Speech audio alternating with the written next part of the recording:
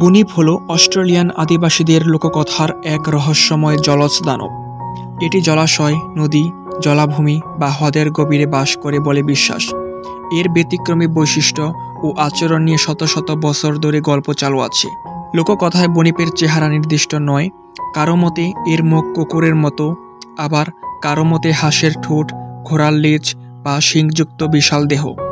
অনেক সময় এটি নরম চামড়ার, বিশাল চোখওয়ালা এবং গর্জন করতে পারে এমন দানব হিসেবে বর্ণনা করা হয়। বুনিপ সাধারণত রাতে সক্রিয় থাকে। বলা হয় এটি জল থেকে উঠে গবাদি পশু বা মানুষকে আক্রমণ করে, বিশেষ করে যারা একা আসে। কখনো কখনো তার ডাক শোনা যায়, যা একটা গভীর গো গো শব্দের মতো জঙ্গলের মধ্য থেকে ভেসে আসে। বেশ কিছু আদিবাসী গোষ্ঠী শিশুদের সতর্ক করত, জলাধারে একা যাস না, বনিপ টেনে নিয়ে যাবে।